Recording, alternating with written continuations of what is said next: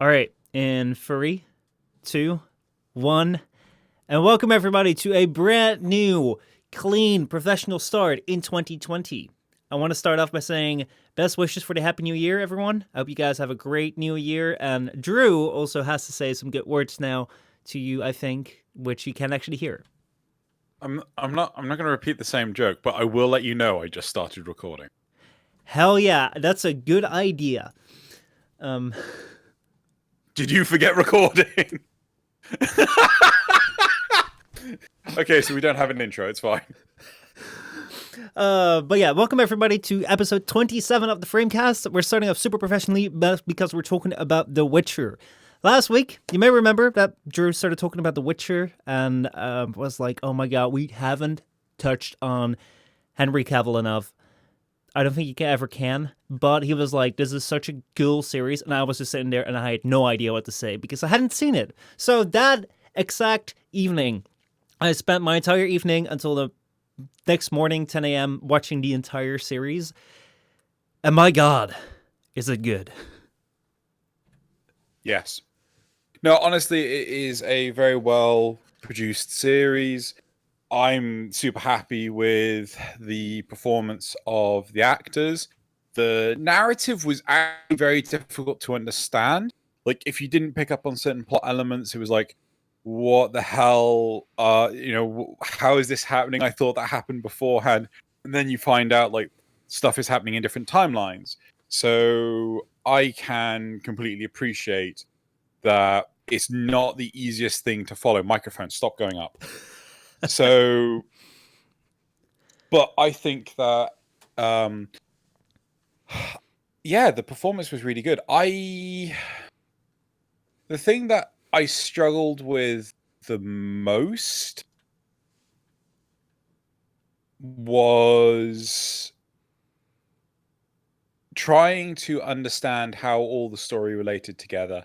I felt that so much of series elements in the season would just, like, you could just gloss over it and not actually have to go into any depth of what it meant.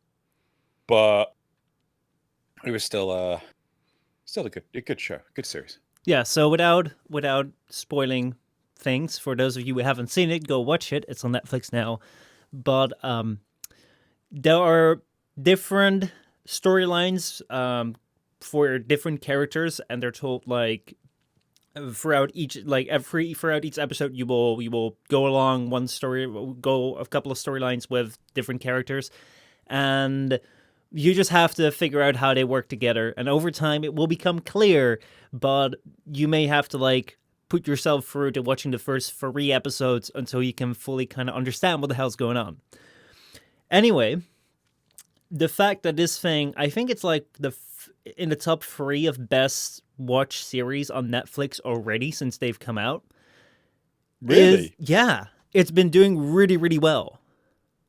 But the fact that that has been doing so good, and then we were taking a look at, I actually know the year, 93, when another game adaptation movie came out. Not a series, but a movie at that time, which was the Super Mario Bros. Movie, which was, yeah, not good. I think that it's a really interesting time to take a look at what does The Witcher mean when it's so successful right now for game adaptations, and can we see more in the future that are actually good? So I want to highlight here that we're talking about game adaptation. I would argue more that I've never played Witcher 1 and 2, Mm-hmm. right? I tried to play Witcher 1 on PC. This is back when I'm pretty sure I still had a CRT monitor, and it was on keyboard and mouse. I didn't have a gamepad. I didn't have like a PC Xbox 360 controller because the Xbox 360 wasn't even out then. And I'm pretty sure. And maybe it was. But the big thing was I found it very clunky, very difficult to understand what the hell was going on, very difficult to play. The customization was just not there. And ultimately, I just went, nah, nuts to it. Just flip the table. I'm off.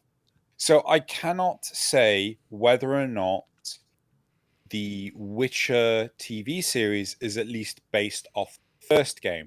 If anyone listening in chat is able to confirm or, yes, it is, no, it isn't, then awesome. but I know that the series is certainly set way before the third game, which I've recently picked up and started playing, even though I've owned it for months, and on Switch and on PC. But I'm now feeling that I'm able to get into the game a lot more without needing to play the first two. I feel the same way because I've always looked at The Witcher as this great series that people were praising for the things that it did right. And I've always been very reluctant to get into it because it were 3 games and I knew that there was a lot of story around it. It was a very story-based game as well, which I love, but it would have me play through 3 different titles for me to understand. I was like, I don't know if I'm ready to commit to that. So this series that's come out now has been a really great reason for me to start picking up The Witcher, starting off with 3. Maybe that's not a good idea, but I've already got it lined up to play. But yeah, But go ahead. So just to highlight how invaluable I have found the first series, right? In the third game, really early on, you are referenced as the Butcher of Blaviken, right? Which anyone who's watched the series, and I'm sorry, this little spoiler alert, it is referenced to the first episode of the series, right? But the fact that someone can throw a reference at me in the third game, and I'm like, oh my god, I understand what the hell he meant. It takes you a lot further in the enjoyment of the game itself. So the video brings up an interesting point in chat, and they say, "I believe the series is based off the books, not the games." Now, I'm not too familiar with the series. Do you know more about the books and the game and how they exist in relation to each other? Unfortunately, I don't. I have heard. I think I may have heard that the games are set after the books. Right? Not the rest of my sentence. Not at the same time. Yeah, not before, the same after... time frame. Yeah. It's not the same time frame. It's after. So yeah, because that's what I've heard. I also don't know yet necessarily whether I'm trying to look it up right now, whether the books came first and then the games came. I think the books came first. Yes, the books came first and then the games. So basically, we're talking about like a game adaptation of a book. But I feel that we're somewhat right in saying that it's also like a movie adaptation or a series adaptation of a game, because I think that the game really popularized it to the level that so many people are now willing to jump into this series as a Netflix series, which may have been different when it was a book, because a lot of especially Henry Cavill just looks very well like the Witcher on the cover art of the series, where I'm like, I recognize that man. They did that really well, actually. Yeah. And one thing you may not know is that with the successful launch of the Netflix series, the game sold an insane number of copies again. Right? I think it was the Steam Winter Sale. Probably, because it was really cheap at that point. Still, it had a huge resurgence. So, what do you think is a big difference between game adaptations? Because as far as I've grown up, I've always had this assumption that when it comes to adaptations of games into movies or series, they're always kind of crap. As far as I've grown up with. As an example, I put forward the the Super Mario Bros. Movie, which we shouldn't talk about. But if you go, there's actually a really cool Wikipedia page where they list all the adaptations of games into films or series or animated series, and most of them don't score really well on reviews. How do you feel that? What do you think is the difference between the adaptations from back then and adaptations right now, where it concerns well, The Witcher, but also I think that World of Warcraft, the Warcraft the movie, was also pretty good. Yeah. So first off, everything's down to a matter of opinion, right? Mm-hmm. So I may say something's a pile of garbage, but someone else may say it's absolutely amazing. So we are talking as two internet peoples, two influencers, shall we say? Everything you hear on the internet is true. We don't do critical thought. So yeah, We're laying out the facts. there we go. But the one thing I think is really key is the translation between narrative of the big screen and from the game to the big screen. Mm-hmm. So I can't really remember the plot of Super Mario Brothers. I think it was some of the jankiest narrative ever. Mm-hmm. I'm talking about the movie. Sorry, apologies. The games, they don't care what they are. You know, they are aspiring to be something fun and silly, right? Mm-hmm. I think a good pair of game movie adaptations to look at are the Doom game to movie adaptation and the what's the other one? Resident Evil, right? Mm-hmm. So have you watched the Doom movie? I have not, but please Right. fill me in. So one of the big things about the Doom movie is it features Dwayne "The Rock" Johnson Mm-hmm. and Carl Urban, right? Mm. And I love me Carl Urban, all right? He is a phenomenal actor and does incredible stuff. But ignoring that, the narrative of the Doom movie was not that of the original game, where hell has opened a portal on Mars and demons have taken over the planet and you have to escape, right? You know, you have to fight back the hell demon hordes. It's something crazy like, you know, they have this extra chromosome. And as a result, they were trying to cure disease. And but sometimes they mutated into monsters. And there was this one bit with the first person shooter aspect of it, and it was royally dumb. Right? It was like, this is about as removed from Doom as anything. So, but it was an all right watch, but it was trying too heavily to just rely on the name Mm-hmm. than be a homage to the actual game, right? Mm-hmm. But the other comparison is the Resident Evil films, at least the first two, right? I'm Mm-hmm. going to focus on the first two. They are nothing like the games, right? Mm-hmm. However, they are fully an entertaining watch, right? They are something you can turn your brain off to because they took the core elements of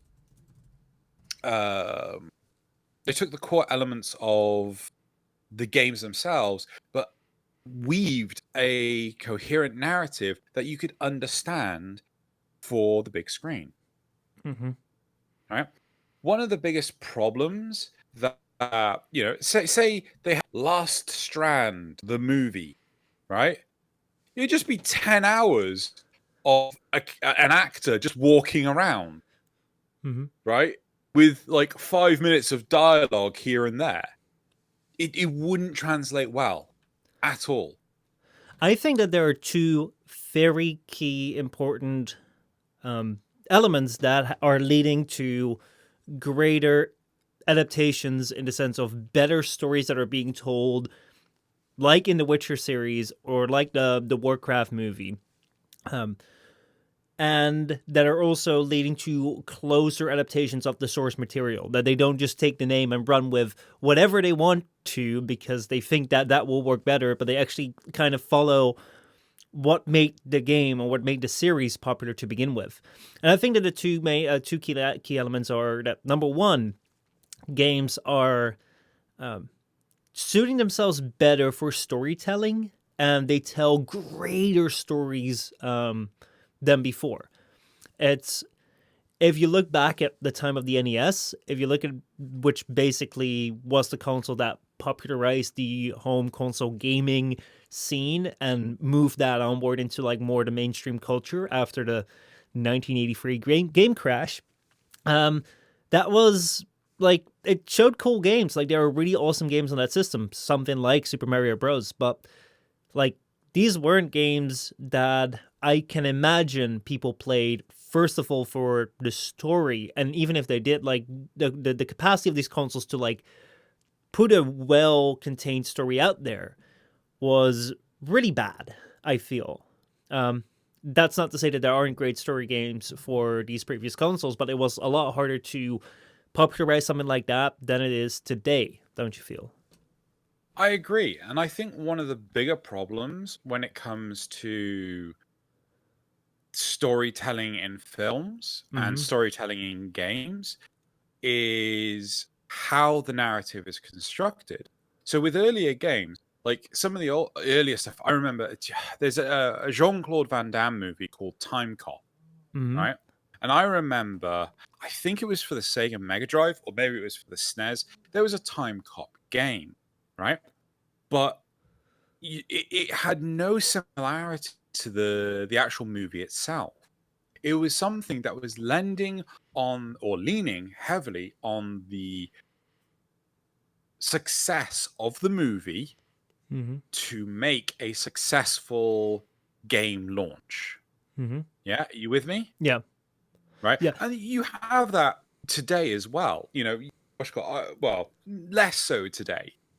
But now, because there is room, you know, some developers have put a lot of time and effort into making narratives more critical in the development of a game. Hideo Kojima, you companies are able to see that people like having good, well-told narratives in these games. So now we have ammunition to make adaptations to movies, a la the Warcraft. Mm-hmm. I think that that it's especially with the last decade or maybe the last 2 decades, very much thanks to the change in technology, which has allowed us to really have some really stunning cinematics, stunning graphics, and also great voice acting work and really big long games.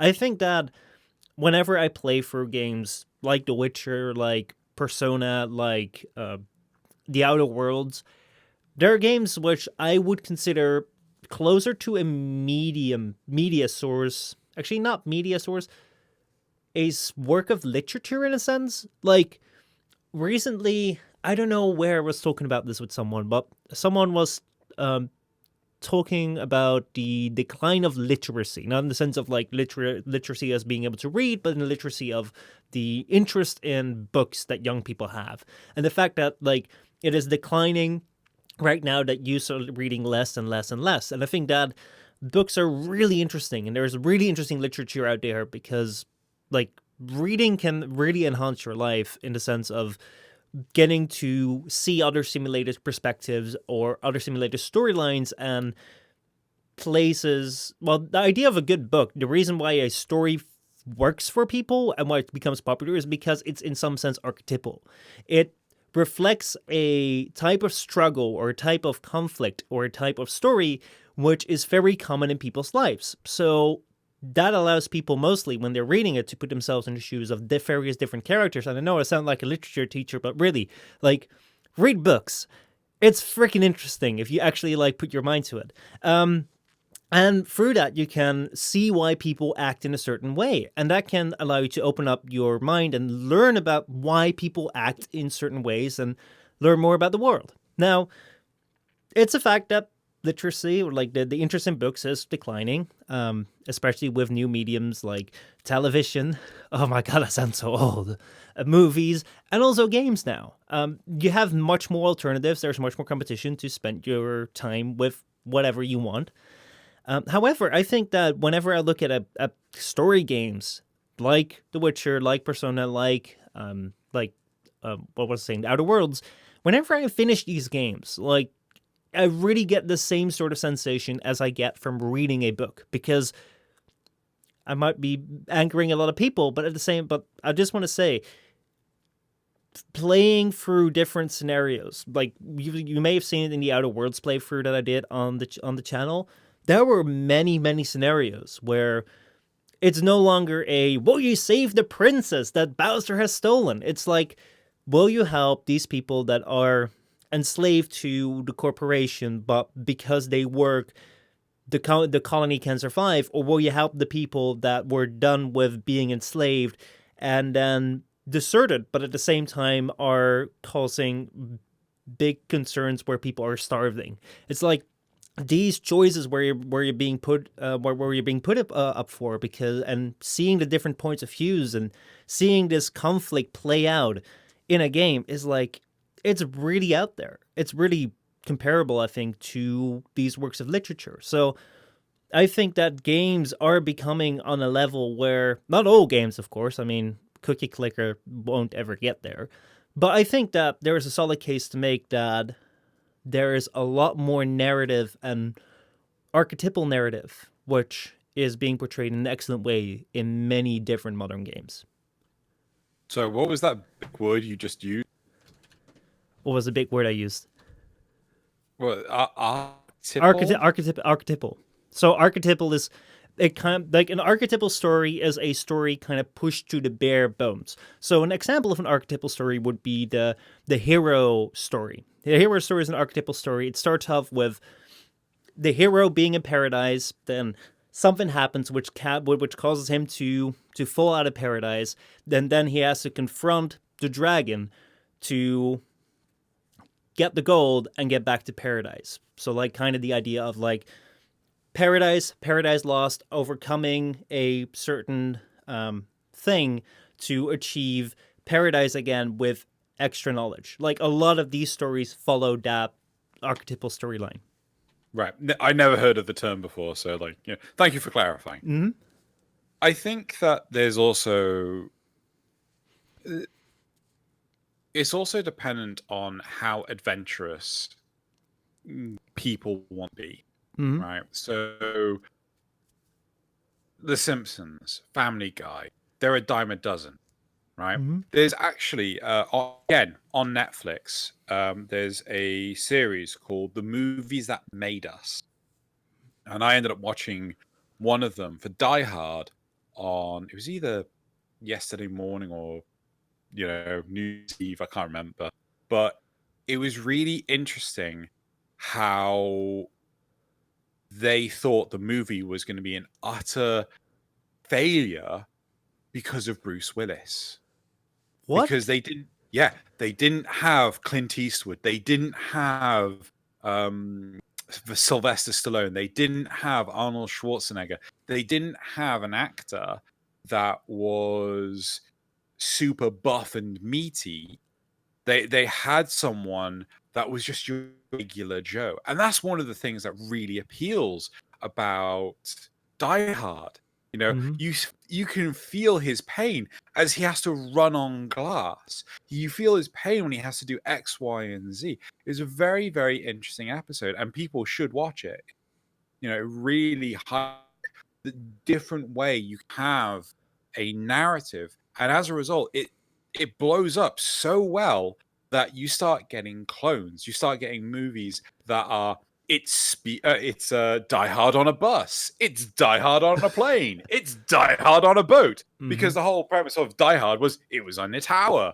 So, and they tried something. They tried to do something that was different from your standard super buff meaty Predator, Judge Dredd super action movie where the hero can do no wrong, right? Mm-hmm. And that's what a lot of the more indie based games try to do. This is why I love games like Dead Cells. This is why I'm enjoying The Witcher 3 now that I actually have any bloody clue what the hell's going on. you know, and again, Warframe, but the problem is for a lot of these games is that the narrative is written in such a way it is to be experienced firsthand, not through observation. Yeah, that is also that's a very interesting thing when it comes to adapting a game to a movie.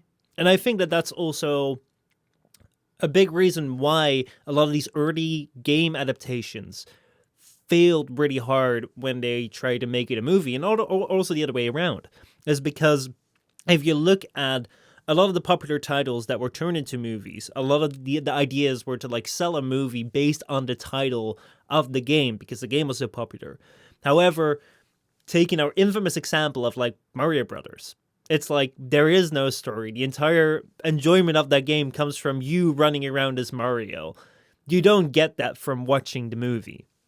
And of course, I did feel during watching The Witcher that I was like, okay, I can see these. I can see as quest here. I can see I think it was the time when he went out um to the If town you want, where if you want to avoid spoilers, just tell me the episode number. oh no, it was with the miners where like one Witcher had taken up Yeah, I'm with yeah, you. that one. Yeah, So yeah. basically, the idea is that like especially the earlier episodes, like most of them are like you follow Cavill, and he will do in his storyline for the episode, he will do like one thing, and he will kind of like take up a task, and then be faced with the challenge, and then he will go back and figure out a way how to overcome it, and then he'll like overcome it, and he will get paid in a sense. And I was like, well, this is very much, I can see this just being a quest in the game. This is just like this is a quest, which is actually pretty well portrayed. But yeah, like the overcoming of the first person choice experience where you actually play and influence the game versus passively watching, that is a big barrier to overcome in a successful way, which I think we're seeing being done better and better right now. So one of the big things that is important for making movies, making TV shows, making whatever, is a common phrase: show, don't tell. Mm-hmm. Right? So show Geralt drinking a potion to get super strong to fight the big nasty thing. Don't have Geralt in a pub say like, "Oh, I drank a potion," and and I Actually, think that what actually, now that you say that they did that so right. Oh my god! Because I was like, that potion. I still don't necessarily know 100% what that is just from the series alone, from like watching yeah. it. But I don't need to know. And like I know that every previous adaptation would have gone out of its way to just be like, yeah, this is this, and it does this and this and this, and only work. It's like, oh my god, yeah. I'm sorry for interrupting, but they did that so right. And that's a big thing about movie magic, right? You show the audience the thing, don't tell the audience about the thing. Mm-hmm. Likewise, you can say the same thing about gamers, right? Or video games in general. Let the player experience the thing, don't tell the player about the thing. Like, I mean, I'm pretty sure every single one of the people that are listening have played Warframe. How often do you go, yes, Ordis, that's nice. I don't know what the fuck you're referring to with the old war. I wasn't there. Oh yeah! Finally, Warframe has shown part of the old war. It took us like 7 years for them to show Yeah. cinematics of what that thing looked like. To the point where I was watching that and I was like, okay, it didn't really feel real because they never showed anything of it. But I was actually talking about like the 2 points why I think that adaptations are doing better. And the first point was I think that games are providing better stories and thus better source material to be making movies from. But I think that point two is also very important, is I think that games are finally at a point where they have to be taken seriously. Because 20, 30 years ago, games were, oh, they're video games, and you got movies, and then you got games, and only kids play games, and they don't care about it. Well, guess what? over the last decade, games have overtaken the movie industry in the amount of revenue they make.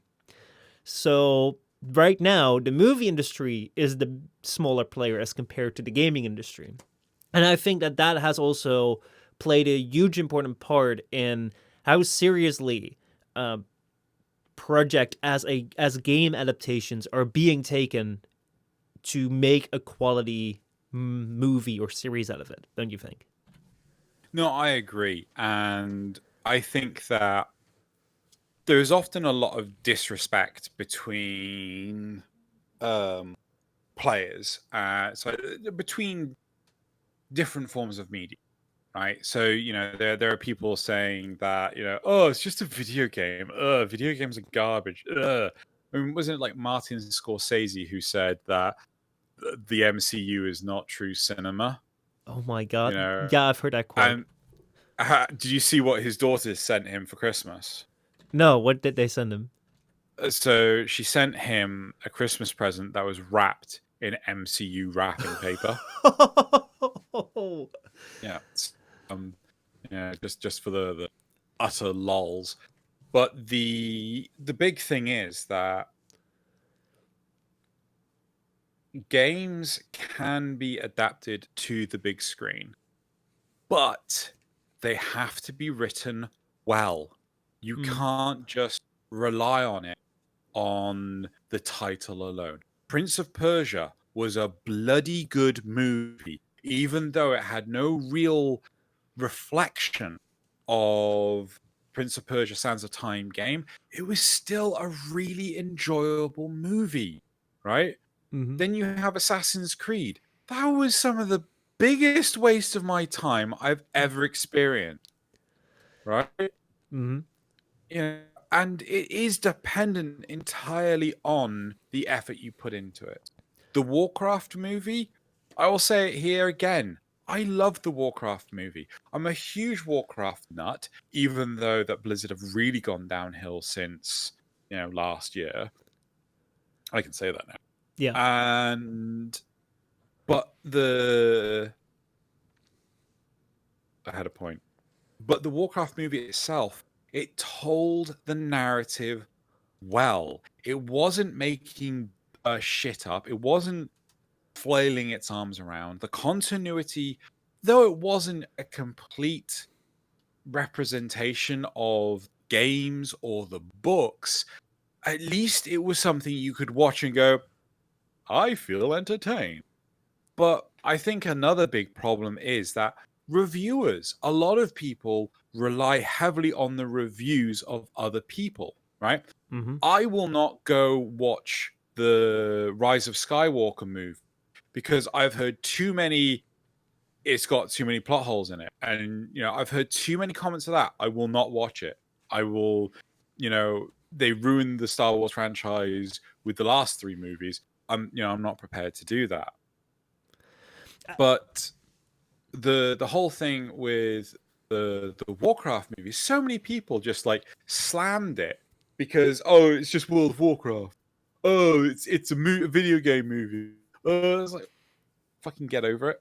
Well, I think that's pretty interesting for me, when I saw the trailer of the Warcraft movie, I was like, oh, it's going to be a games movie again. It's like they're going to try and do this adaptation again. It's going to be horrible because I remembered like Assassin's Creed.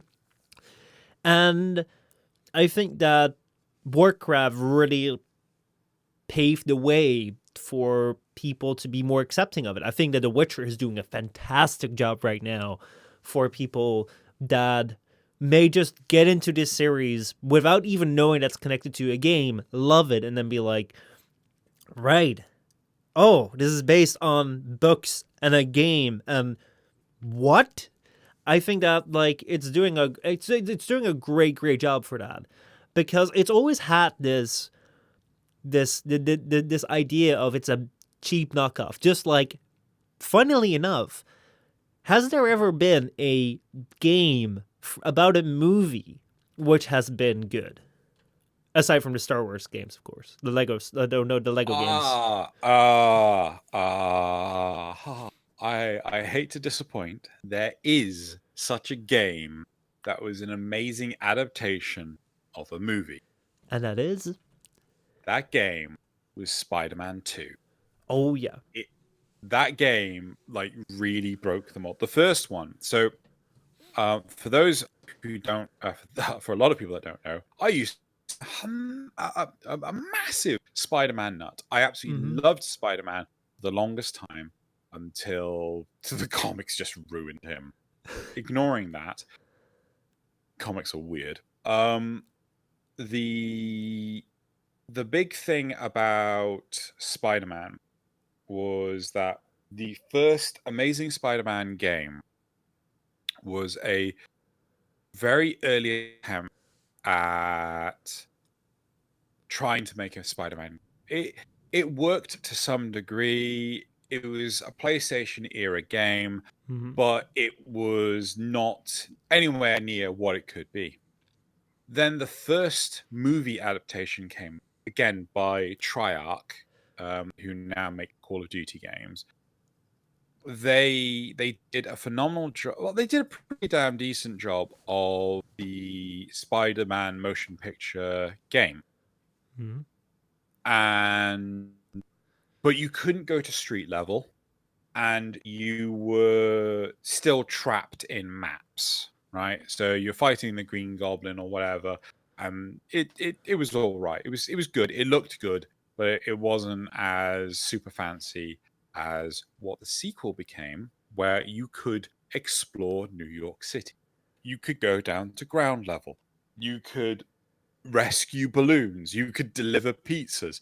It was the first open world Spider-Man game that was released, Mm-hmm. and it was phenomenal. Then there was oh god, there was a few Spider-Man games.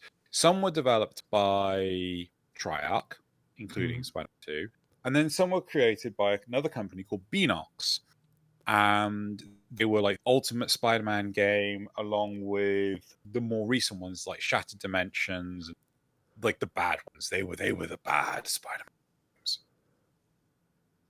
But Spider-Man 2 is an amazing adaptation of movie to game. Mm-hmm. I think you're right. There are a couple which are pretty good. I think there's also a bunch which are really bad. But the fact that they're few and far between is, I think, a bit of a testimony to around that era how adaptations towards movies to games and games to movies were kind of seen as, hey, let's use this title and let's move it to this place, to like the movie industry, and let's move it to the game industry and see if we can like get some money out of the titles more than we already do. However, I think that The Witcher does a really great job at it. So let us focus on The Witcher a little bit more at the things that it does right and the things on which they may be able to improve on the second season, which has already been announced, sadly, for 2021. So, it's better. Last week we had to wait 2 whole years, and then we only have to wait 1 more year, but still too long, don't you think? No, it's coming out this year. Yeah, so we don't have to wait anyway. So I think it's really important that when it comes to any form of narrative, it is easy to comprehend what is going on. Mm.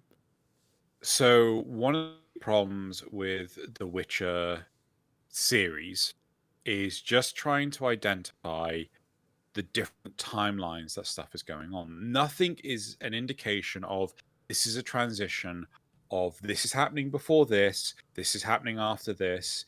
It's very confusing, right? Mm-hmm. Now, they can either look to make that easier to comprehend, or it becomes, it stays the same. It stays more stagnant.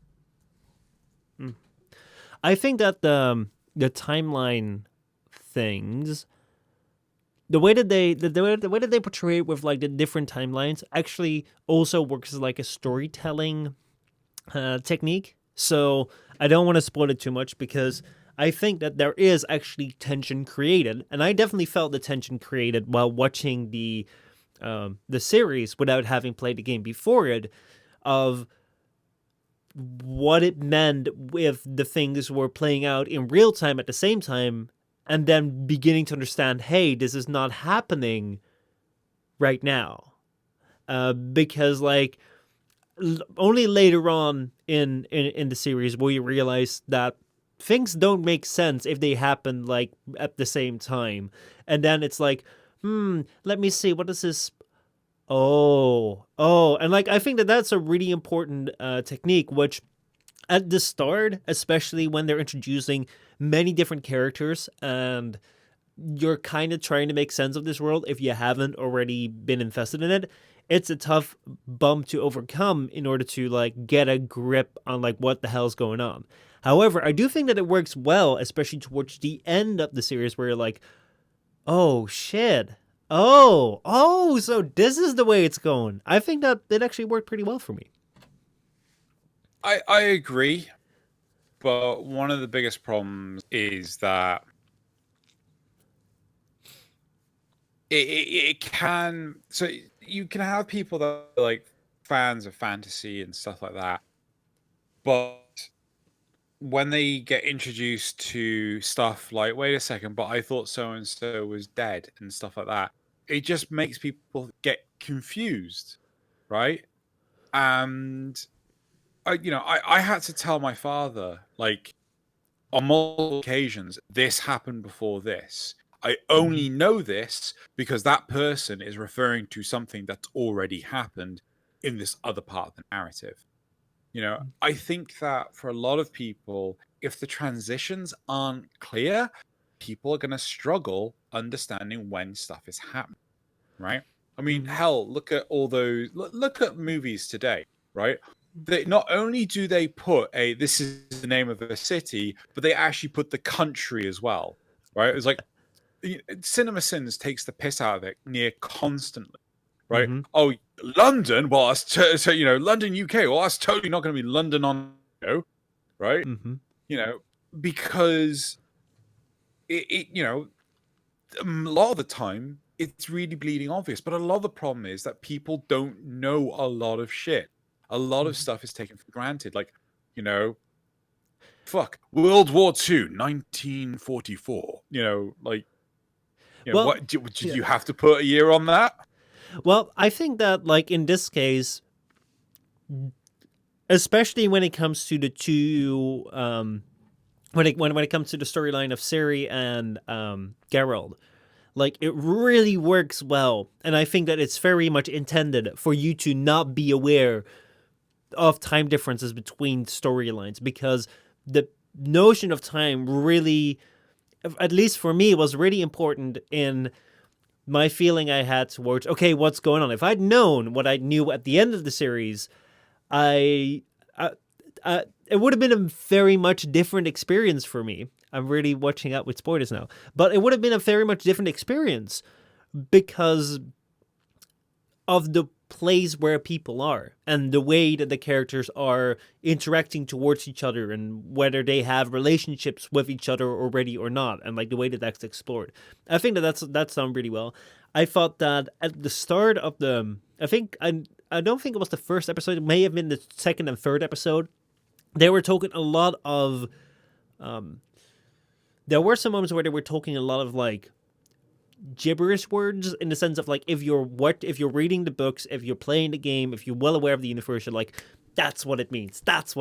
In case of Warframe, you'd be referring to those things as like Endo, or the Queens, Tenno, the Margulis, Transference. It's like all those words which to a random person mean absolutely nothing, but then to someone that's seasoned within like the story, they're like, oh, they're talking about this.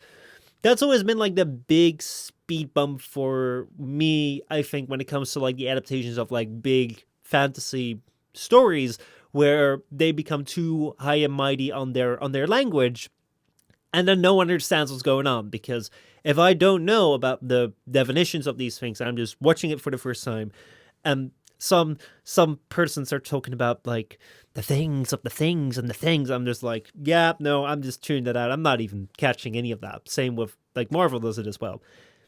No, I get entirely where you're coming from. I think that again, crap was the Warcraft movie did a really good job of this. Mm-hmm. So it had numerous instances where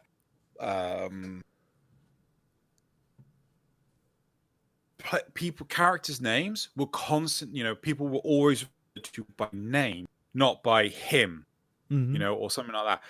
And I think it was genuinely because the names weren't particularly easy to comprehend, Mm-hmm. right? Actually, in the Witcher series, Tissaia.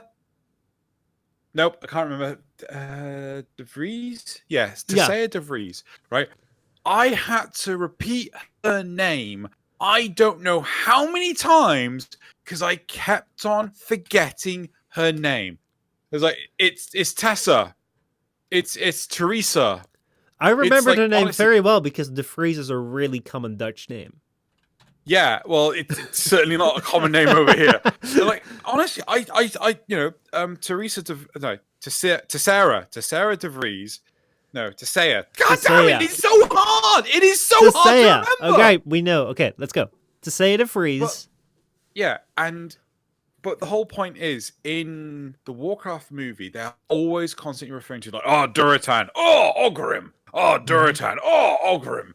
They are constantly referring to each other by name to make it easier for the audience to understand what's going on. I remember seeing a review for the Warcraft movie where they're just constantly going, it's like, oh, they just constantly refer to each other by name. It's like, yeah, because they're not fucking easy names. No, they're not. And I think like one of the really great things when it came to the introduction of the different races within the series within The Witcher was that they showed that there were different races outside of like the human race. When they showed the elves, when they showed like seriously, like I can only imagine how horrible it must have been when they if they would have changed it to like one of the kings talking about, oh yeah, I remember when I fought the elven king, and then we have the elven, and then the elven did this and that, and like you're just listening to all those terms, you're like, oh my god, I don't know what's going on. Anthem did that in their storytelling. I don't even know what happened with Anthem. I know there was like Anthem of Creation, and aside from that, I don't know because I ditched the game right after that. But like, that is a trap that a lot of like stories fall into, and especially when it comes to the adaptation for like a wider public in the forms of a series. I actually saw Shiva Jin say in the Twitch chat, they were talking about, well, in the case of The Witcher, it was them kind of trying out a Witcher series. They didn't really fully invest into it, so they made a season one essentially a recap of the larger events in the history, so they could at least roughly introduce people to it. I think that you're very right. I think that especially for Netflix to invest in a title like this, where throughout history, like game adaptations have always been all over the place in terms of how good they can be, even though I think they've gotten better over the last few years. It's kind of like a gamble for them to see how well it will work, and I think they did it really, really right in the sense of, yeah, they may not have gone into the best of details. However, what you were saying with the what was the name that you now know what it means because of to say it? No, the what they call Geralt, the Witcher? No, not the Witcher, the from episode 1, the thing Butcher of Blaviken. Yes, the title. Yes. Yeah, Sorry. the Butcher of Blaviken, something like that, which isn't really easily understood if you get into like The Witcher 3 for the first time, but you can understand now for the series. I think it's a really great entry point. Maybe they've been very generalized with it, but it really works well for pulling people into the series. I think that's like awesome. Yeah, the Butcher. Yeah. So when it comes to the game and movie adaptations, I think that a lot of people need to realize that okay, fine. The original source material may be a video game, Mm-hmm. but as long as the script is written in such a way that it can be easily absorbed as a movie, things like, I think all of the Tomb Raider movies are pretty damn awful, Mm-hmm. right? There's the two Angelina Jolie ones, and then there was the one I can't remember, like the one that was supposed to be like based off the reboot, right? But there was like so much weird jumping around, like it just like this isn't a good narrative. You are just, Mm-hmm. you are doing somersaults and cartwheels, and shooting random guns, random things. Like the narrative just isn't there. It feels more like ticking boxes at that point, where it's like, Yes. oh, okay, we need to touch on this thing that's being told in the game. Then we need to like simulate this gameplay experience, and then we need to simulate this, and then we need to simulate that, and then we need to show this. And I think that what The Witcher did very right is not going very deep into depth as people might have wanted to see. Did result in that they were able to like tell a story at their own pace and make it make sense and feel like an actual piece of media. Yeah. No, I. So when No, it I. Yeah. so, Go on. so when it comes to like the representation of what we like the visuals that we are aware of from the game, I think that of course what the Witcher series has is that it also has like a really good book series which I haven't read yet, but I'm gonna definitely go and actually pick it up. I think that's gonna be really cool to read.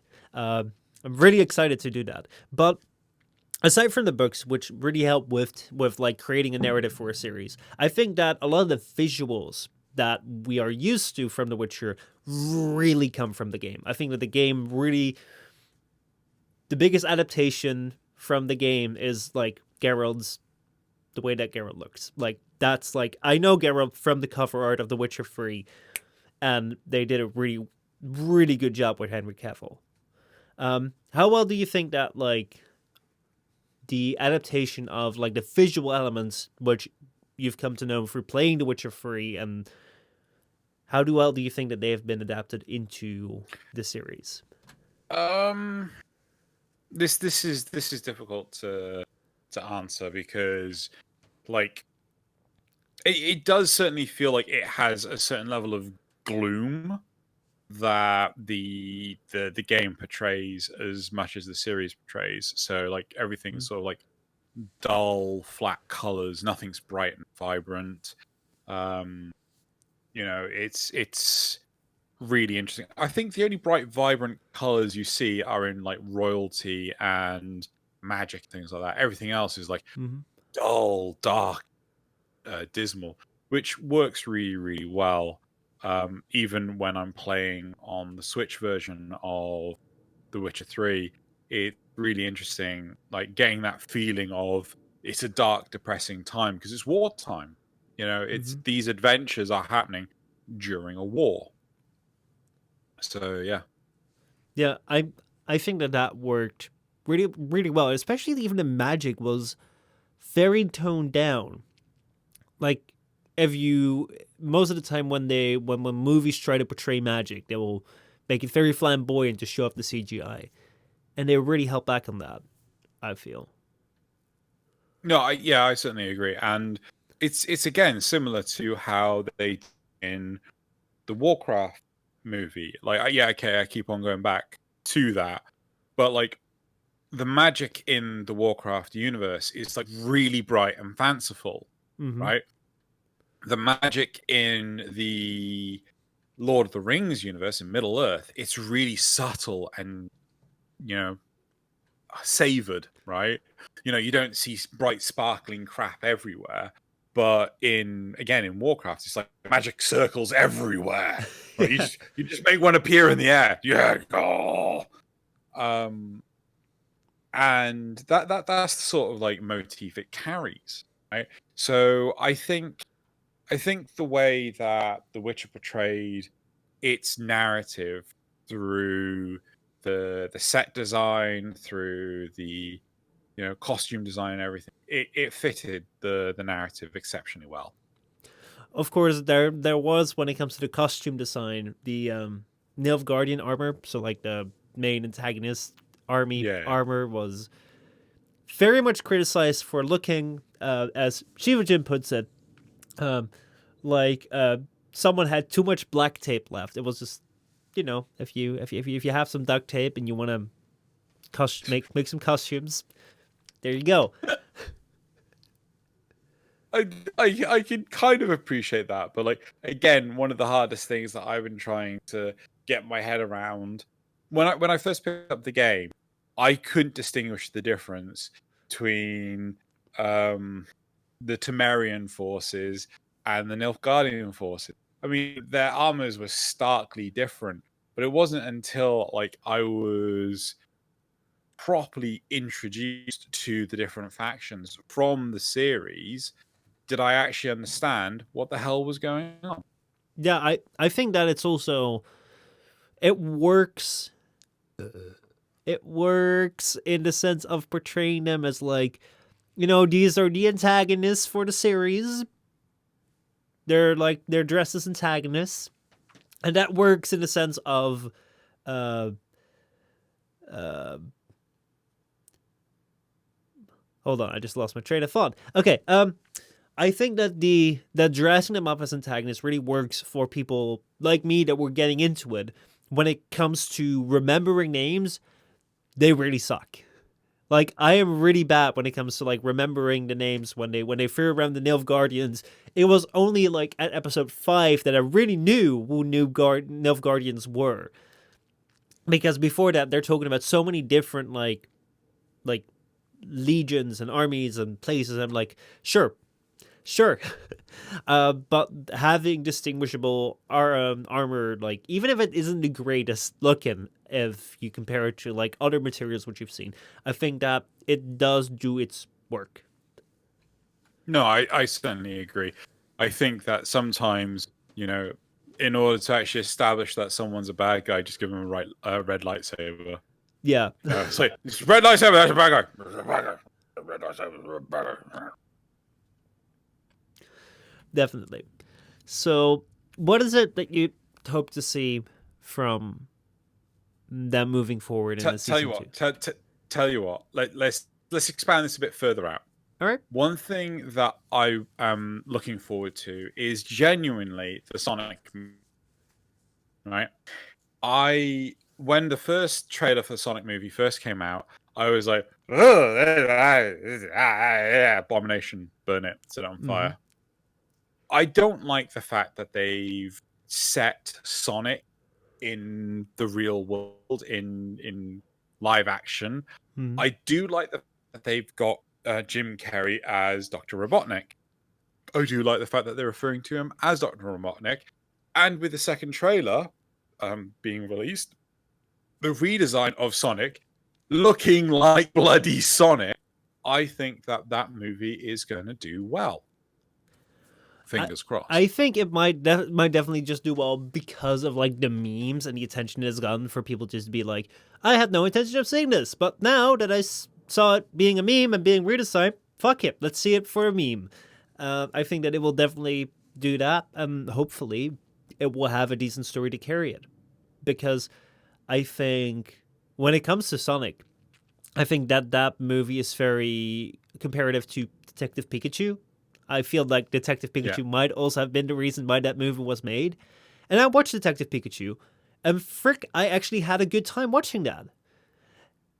And that actually had a really big problem, because putting, as you say, Sonic in live action, the same way of like putting Pokemon in live action, it really doesn't work. It's like, it's super creepy if you just look at like the trailer and you have no idea of the story. It's like, okay, this is on the line where either it's extremely cool and I love it, or I absolutely hate it. And most of the time when people have tried to do live action of these things, it's super failed, because as we said before, it's like it wasn't really taken seriously. So it was like, okay, the movie will just be the entire gig of the movie will just be it's the game thing, but then in live action, and we don't care about the plot, and that doesn't work because it's like you're just looking at the CGI renderings, like this doesn't look right. This is absolutely horrible. Oh God, this is all wrong. However, what I felt with Detective Pikachu is that the way that the story was told, especially Ryan Reynolds did a great job in keeping the story kind of lighthearted, but at the same time, like having a pretty decent narrative with a pretty good story for its sake. That I enjoyed it. I really did. No, I fully agree. I think that Detective Pikachu is one of like the better game to movie adaptations out there. And in all honesty, I completely forgot about it. I think that it does suffer from some stereotypical tropes. I feel that there are some things that are like, no, this is just crazy bullshit. You've put this in just to have awesome visual effects and nothing else. Mm-hmm. Like the scene with the Torteras. Oh yeah. Yeah, it's just like this didn't make any sense. What the hell were they sleeping on? Right? Mm-hmm. Like this entire landmass should just be nothing but craters now. And it's stuff like that. But I think the way that they did it was exceptional. Yeah. No, Good. like it's not the best of the best movie, like by far not. But it's like it's really enjoyable and it's not super fucking cringe, which is what like it could have been very easily. And that's what I see with Sonic. If you saw the very first Sonic trailer, it was like, "Oh god. Oh god. No, no, no. No, please. Okay. No." And now I'm kind of like, "No, but actually yes." I'm really curious. It could still be bad. It could still be good. I don't know. I'm curious. It got my attention. Going back to The Witcher. Actually, I think one more thing. One more thing before we go back to The yeah, Witcher sure. about the Sonic movie. Did you know that the studio that redesigned the Sonic movie, as far as I'm aware, has already been shut down? Yeah. The studio that redid all the Sonic footage Yeah. has closed down. I'm aware of this, which really blows. But going back to The Witcher, I think the fact that they didn't rely so heavily on visual effects really lends towards it being you're able to take it more seriously. Mm-hmm. You know, it's like Detective Pikachu is a glorified cartoon. Yeah. Sonic the movie is a glorified cartoon. You know, you can put people elements in it as much as you want, but you know, and the thing is, things like Rick and Morty prove that adults will happily absorb cartoons just as much as kids, right? Mm-hmm. It is dependent on how it is written. But you know, Hollywood has to have the special effects. Regardless of that, The Witcher didn't have super crazy special effects, right? It had a few, special effects, but there were a lot of practical effects in there. You know, people in giant costumes, Mm-hmm. things like that. You know, I love the scene in, I think it's the second episode where he has the silver chain and he's throwing it at the Strager. I think Yeah. it's a Strager. And the Strager just like breaks it and he just goes, fuck.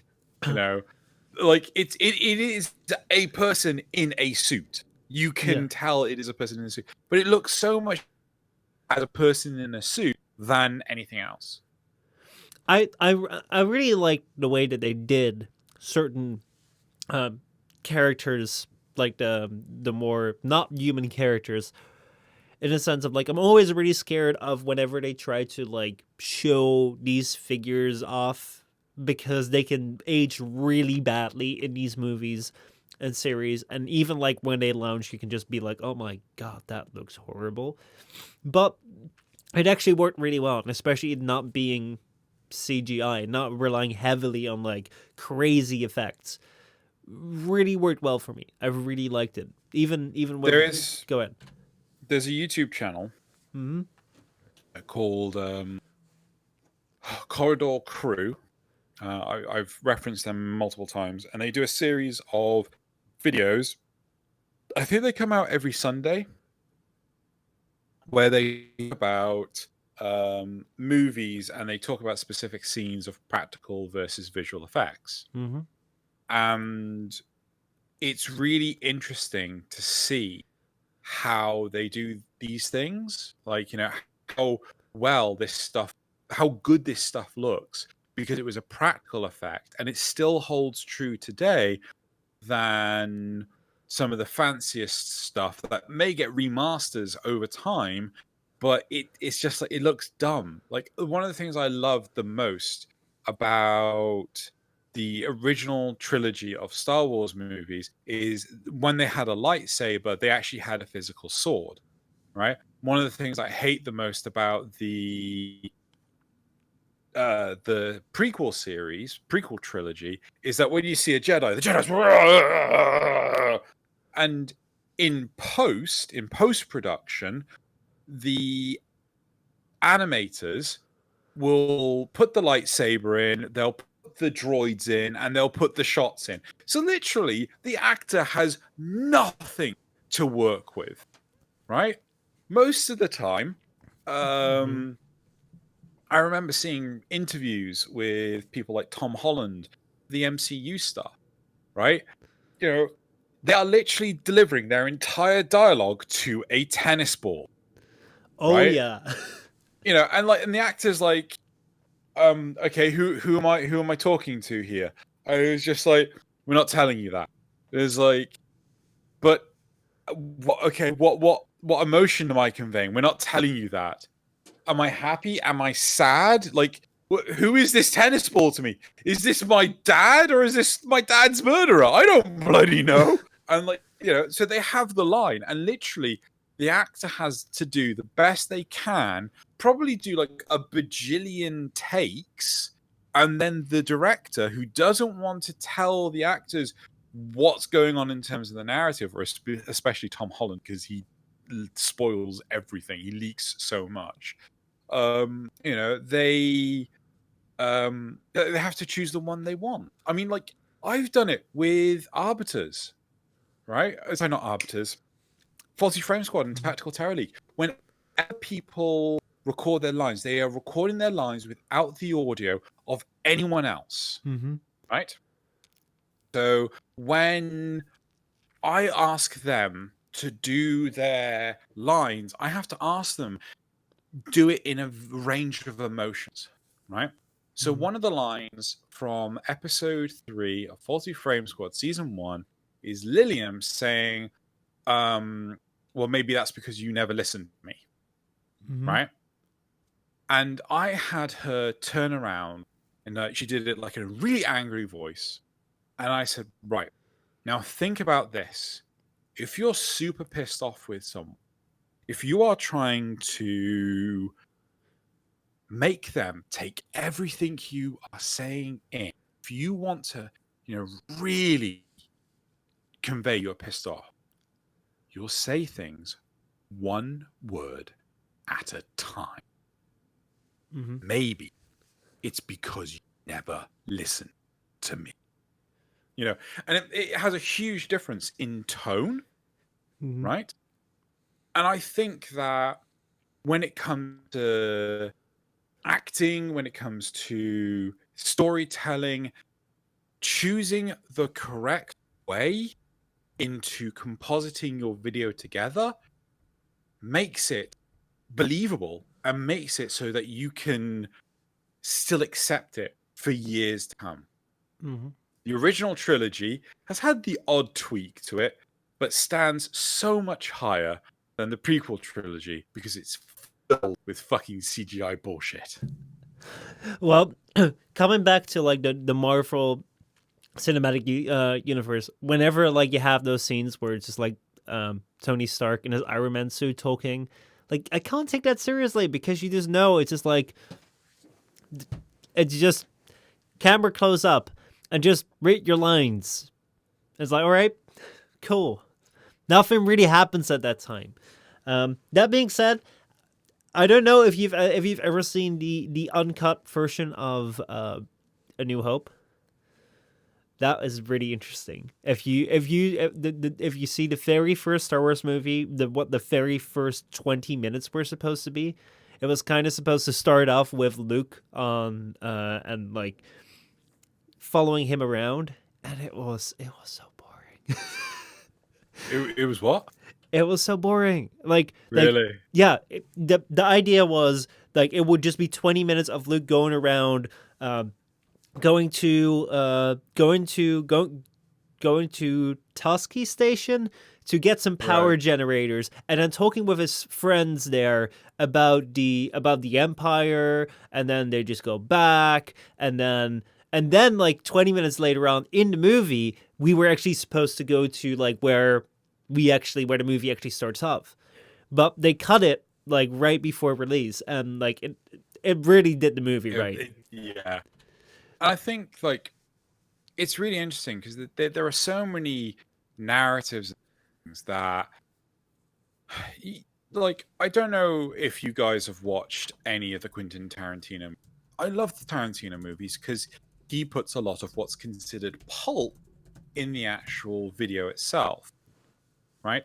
So you know the cheeseburger scene Mm-hmm. in Pulp Fiction, right, is a classic example. They didn't need to have that conversation, but having that conversation made the movie feel a lot more realistic, Mm-hmm. right? And but a lot of things just don't have that anymore, right? It's just like the whole point of this scene is to set up something and nothing else, right? Well, Like you can see that in The Witcher. You can see that in the MCU. You can see that in literally everything. Nothing feels realistic because people don't talk like that. well, when it comes to that, remember when we were talking earlier about like how they play with the timelines in The Witcher, and how you said that this was really confusing and it might not have been a great thing to put in for people to understand what's going on. Yeah.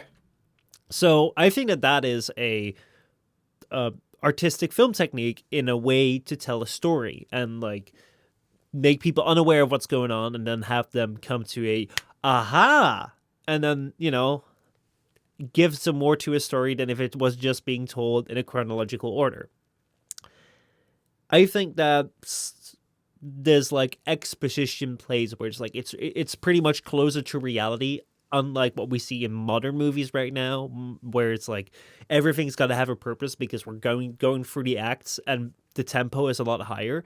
I think that was also like an artistic form of storytelling, where it's like, especially if you go way back into like 50 years back into cinema, like movies are so much slower, and there's so much more time where they're not like beating every single checkpoint and every single box. It's like, okay, here we go, we have this, we have this, we have this. You just have like exposition where it's like, Yeah. the movie just comes to a rest and just reality happens, and oh, 5 minutes in we have some story. It's like that was a way that they did it in the past, and I think that what we're seeing now is that because it was very confusing to people, I think especially for like younger generations that will go back to older movies that are just sitting there like, well, this got no steam, I don't know what's going on, I'm very disinterested. I think it's the same thing where it's like it's a way of telling a story which has fallen out of favor because it wasn't as accessible to a lot of like the general audience who just wanted their action and their important points to be served, and they didn't care about the fluff.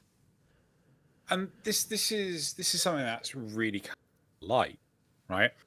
I'd ask to put a poll, but anyone that actually voted saying that they liked The Last Jedi, I'd have to hunt down and brainwash to convince them that they didn't. But like, it's really interesting. It's like one of my best friends, he thought The Last Jedi was an exceptionally. You're not putting up a poll, are you? No, I'm fine. Right. He thought that The Last Jedi was actually a really good movie, right? Mm-hmm. And I'm like, how can you think that The Last Jedi was a good movie? Right? It's bad. There are so many like weird shit going on, right? How do bombs fall in space, right? That makes no sense. It's like, oh, well, it's the gravity pulling it out of the ship, right? It's like, well, okay, fine. Explain gravity in ships, right? It's like, it's inertia, right? Well, if it's fucking inertia, why aren't they spreading out from each other, right? This makes no dicking sense. And this is a large part of the problem is like, a lot of people can just switch off their rational thought, right? But there are some people out there that just can't, right? I can't. When I'm listening to, when I'm seeing the movie and I've got someone going, what's our plan? Our plan is hope. I'm just like, what the fucking cocking shit is this? No fucking wonder he's fucking mutinying this shit up. Right? It's like, if someone turned to me, it's like, oh yeah, we've got like this death laser pointed right at us. It's like, what? Okay, so what are we going to do about it? We're just going to hope. I'm like, your plan is fucking whack. I'm going to do something else. Oh man, like I really love that explanation. It's just gravity in space. Gravity in. Hold on. What are you saying? What are you saying next? They're just gonna breathe the air in space? Oh, but no. I think that especially when it comes to like some movies are really great if you like bat with it.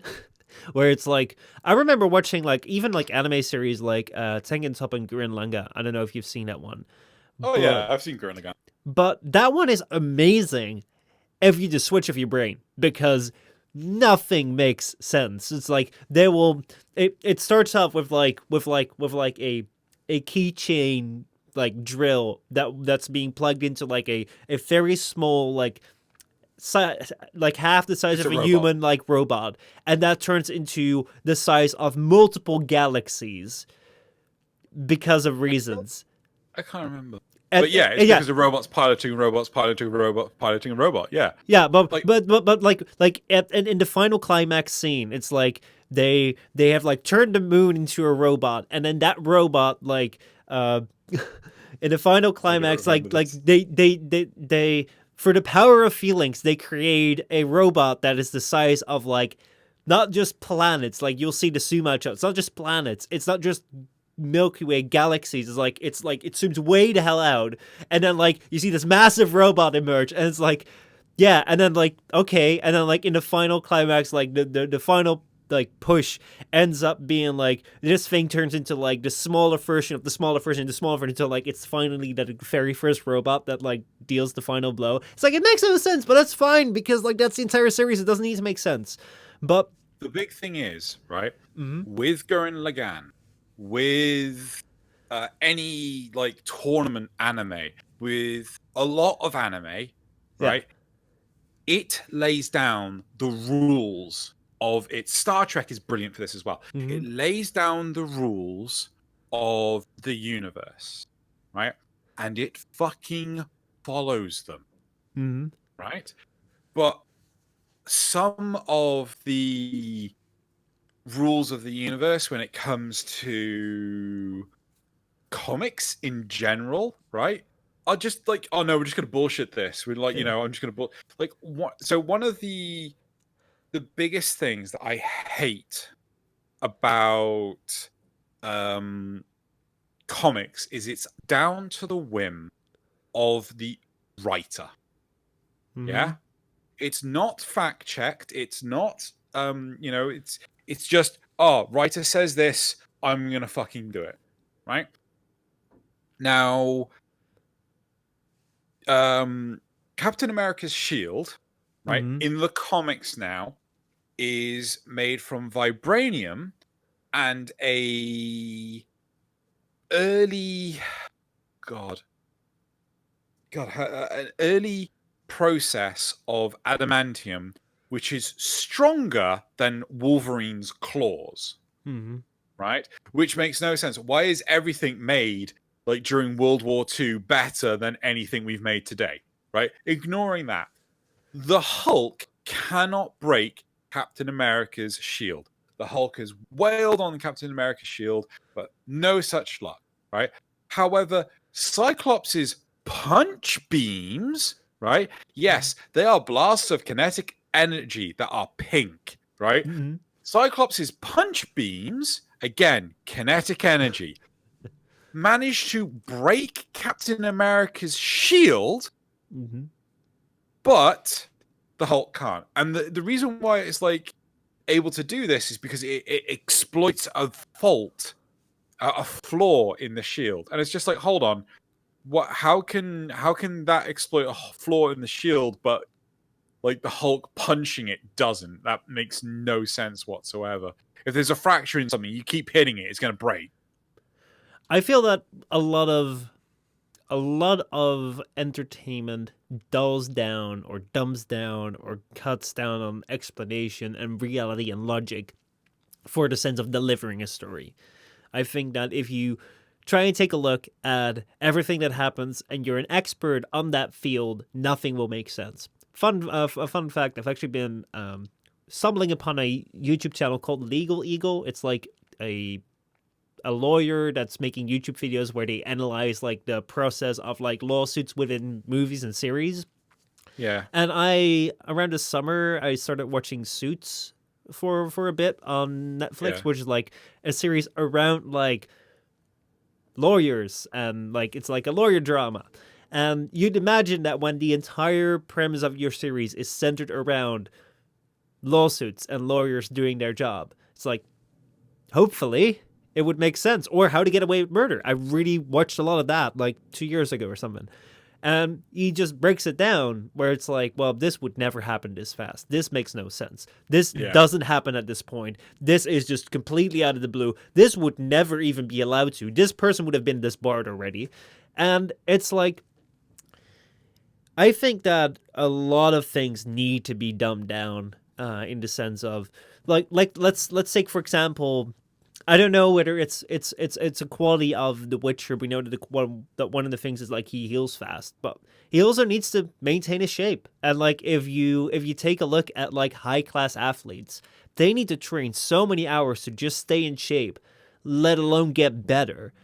If you look at like the way that he lives and the amount of very unsustainable rest that he has and very unsustainable food sources that he has and the way that he has to like live in like this wandering nature that he has, for him to be at his best the entire time is quite frankly like almost an impossible task if he also wants to have all these adventures that we're watching him or playing him as. Same with Warframe. You would never be able to have Warframes that are just like on the top of their game the entire time. Like you can't. But like if half the game would consist of you like training and then recovering from injuries and drinking your protein shakes, that'd be boring as fuck. Not only that, right? But take into consideration. Okay, so Warframe we can bullshit a bit with like, I don't know, genetics, void magic, whatever the bloody hell, right? Lara Croft, right? Or Solid Snake. Here's another one. Solid Snake. Right? Solid Snake is shimmying across like, I don't know, some ledge or something. How has he not run out of energy and just fallen to his death? Ever. Yeah. Right? Like, you know, at some point in time, you've got to consider exhaustion is a real thing. Right? Like, no, so but I mean, we can look past that, right? You know, we can look past the silliness of these shows and still enjoy it, right? I really enjoy the Amazing Spider-Man movie, the first one with Andrew Garfield, right? I enjoy the second one as well. But there's one thing in the first one which a friend of mine from the States bloody hates, right? Which is the liquid nitrogen that's stored on the roof of Oscorp, right? Liquid nitrogen would never be stored out in direct sunlight. You wouldn't be able to keep it cold, right? And it's stuff like that. Like, you know, when you watch something like, so two films that are absolutely bullshit in terms of scientific value, right? The Core and oh god, what's the other one? Sunshine, right? Both absolutely shit when it comes to science, right? Oh, we need to keep this what's called motherboard super cool at absolute zero. Otherwise, it'll overheat and explode. I'm like, no, it's absolute zero. That thing ain't working. I can promise you that. Right? You need to keep it at room temperature.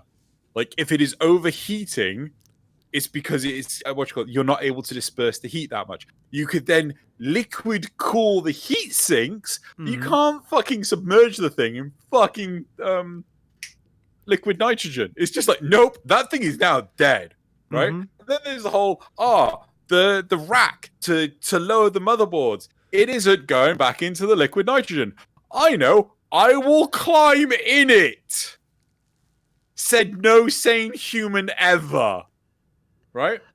And then there's like, oh god, no. So, Nvidia, it's not nuking the sun to restart it. It was blowing up a mass bomb. By the way, if that bomb is not made of pure hydrogen, it will do dick all.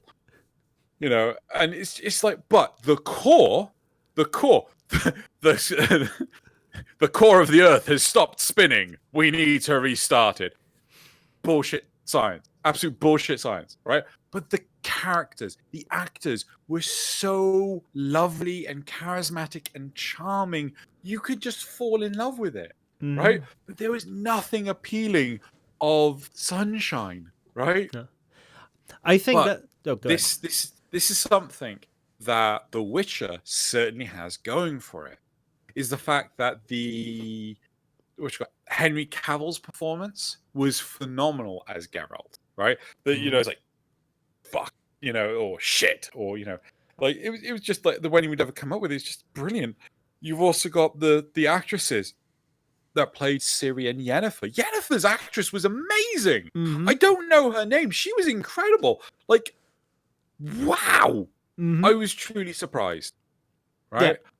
If you do not get top quality performance, people will see it, people will pick up on it, and they won't give a shit.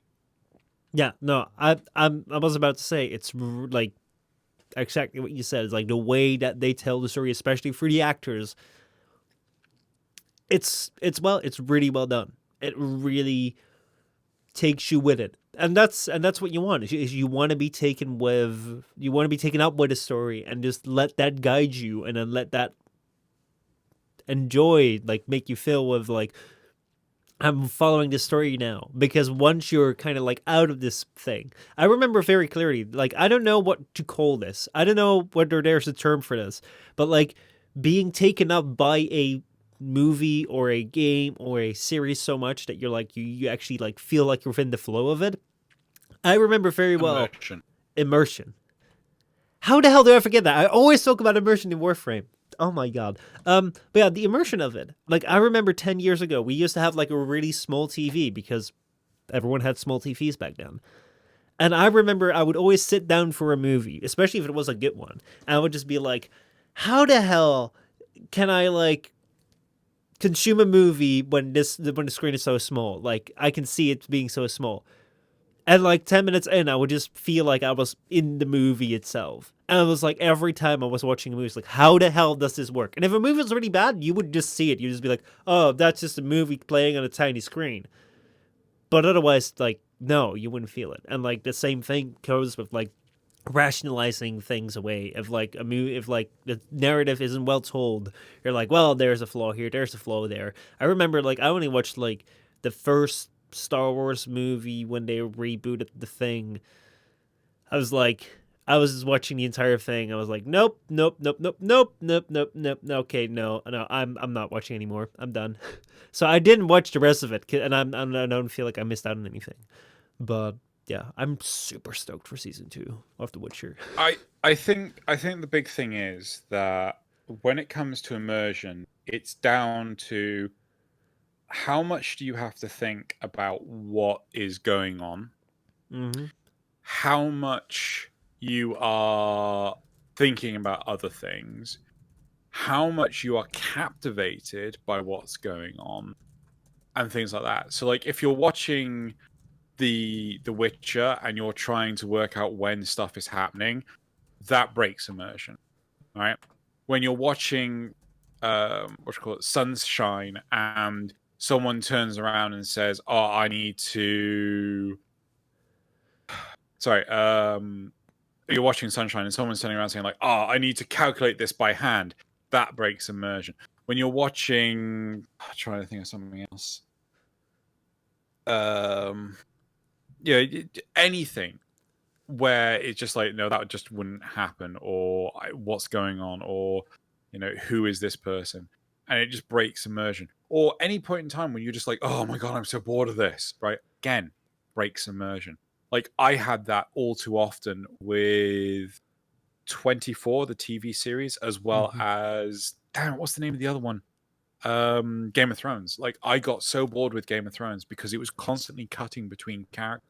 If you're going to tell me a narrative, stick with one fucking character. Again, which is why The Witcher was so good, is because it focused on just 3 characters. So, how do you feel that The Witcher compares with Game of Thrones? Because a lot of people are saying, "Oh, The Witcher! I'm so excited for it because now Game of Thrones has ended in not a very popular way." They're like, "Oh my god, The Witcher is really what I was missing now."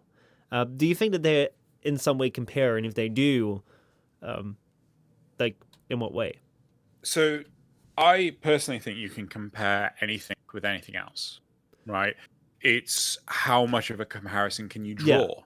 You can compare Destiny and Warframe, but it's like, well, but how much can you compare them by?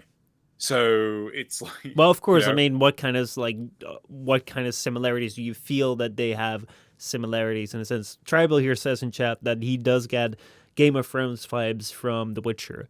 Sure. Right.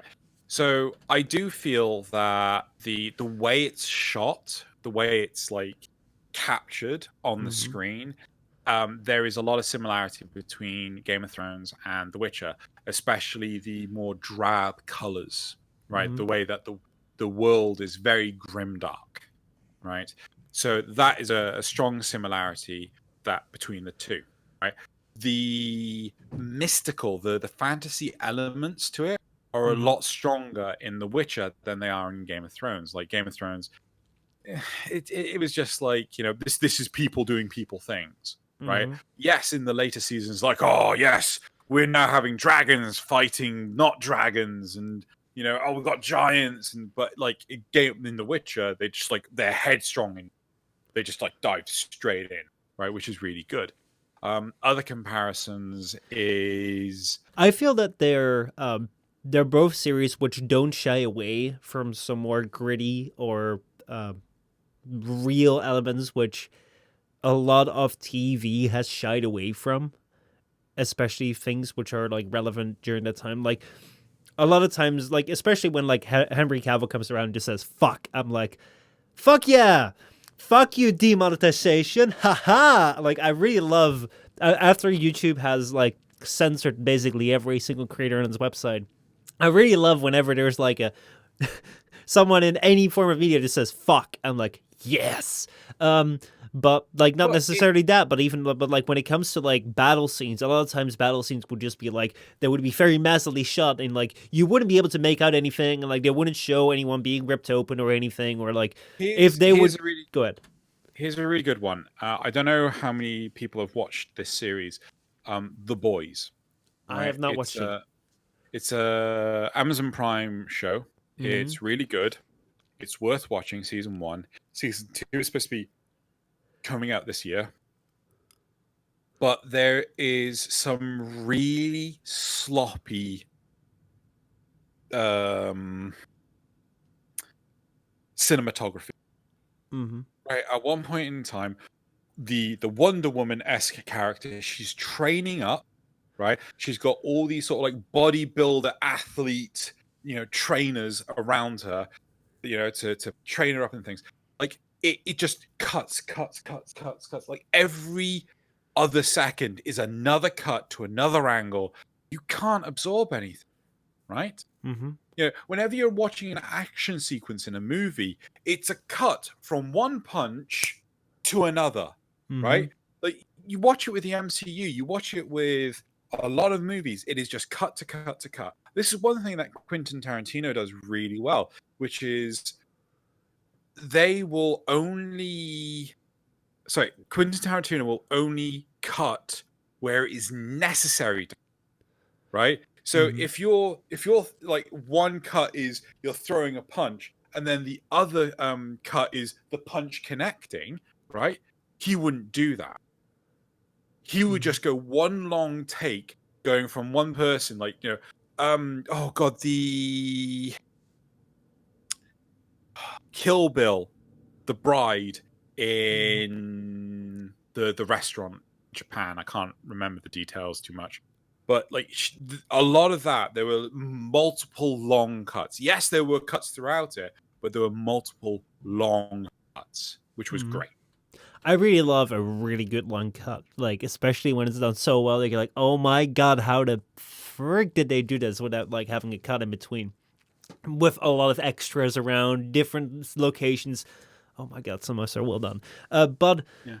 what I especially mean with the not afraid to show ideas, like what Marvel will do is like they will not show a lot of like what's going on in the battlefield. It was just like move away. It's like a punch is thrown, and instead of like having a close up of what's happening, it's just like you get a wide shot and like you see a character like fire away and like they're like down, and you might only see like a close up of their face, or what a lot of people do. Like an example of The Witcher is a lot of times when a character in the movie like commits suicide, for example, by like doing like the leap of faith, like drop down, you'll see them fall down, and that will be it. You will never be shown the actual body. You will never actually be shown that they've fallen down because too scary. Witcher happens, and like they actually have the body, like you will see it be it has fallen down, and then like it's also being interacted with, and those are things which I think Game of Thrones really didn't shy away. Also from nudity, they didn't really shy away from that at all, and I don't think Witcher does at the same time. They don't, and I think that those things are. They can like I feel that pulls a big similarity between the two as well, and I really love them for it because it doesn't feel as toned down. It just feels like, hey, this is the way that it was. This is the way that like in the setting that we're telling the story. This is the way that these things happen. You gotta live with them. I think that there is a important realization, though, that to me it often feels that HBO, they end up. this is me going to be derogatory, but they end up putting, oh look, boobies, right, in their shows to drive viewership. Right? Yeah. It's just like, oh, check out this naked chick. You could see her boobies, and it's like, you're not producing quality content. You're just putting, you're just uncensoring stuff, and it's like one of the shows that I, oh god, I'm going to say this. One of the shows that I really enjoyed was The Brink, right? It's got Jack Black in it, and oh god, another famous actor. I can't remember his name. It's gonna drive me nuts. And it is about like effectively America screwing up, preventing another world war. And they're constantly on the verge of like another disaster.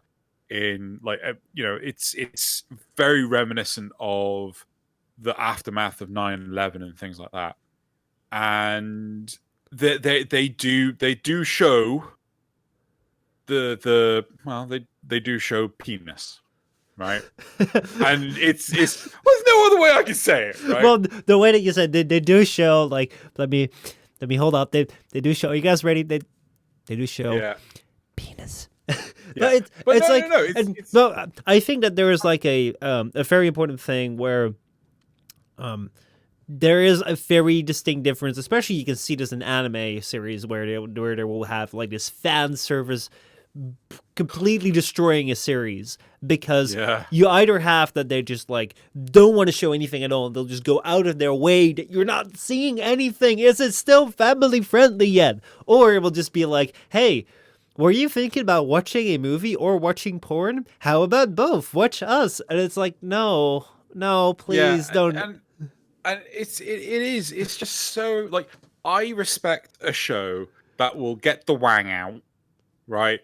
As well as the boobage, right?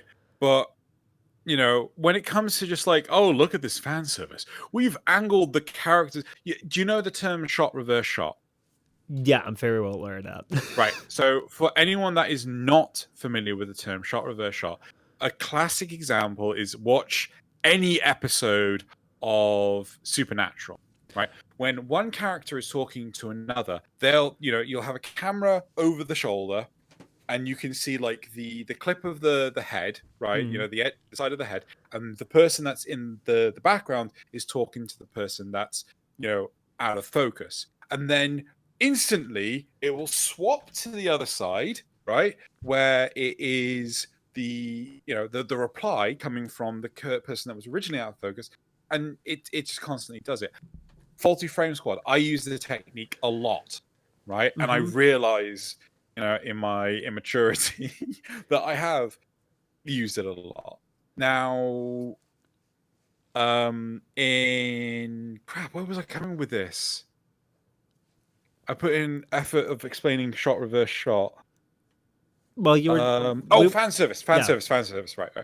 Whereas, like, okay, so you will have it in like anime and things where the girl's talking and it's the shot with the guy's head out of focus. But then when the guy's talking, it's the girl's butt out of focus. Like, why have you changed the angle? Mm-hmm. Why have you moved the camera down so you can see her butt?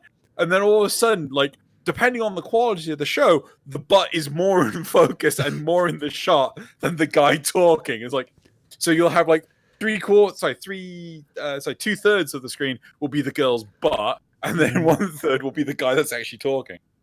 And Yeah, no, it's like whenever I see when they're pushing fan service in the sense of like, oh, look at this, it's naked people. It's like, but like you're never gonna like be as good as porn. So, like, yeah, what's the point of you?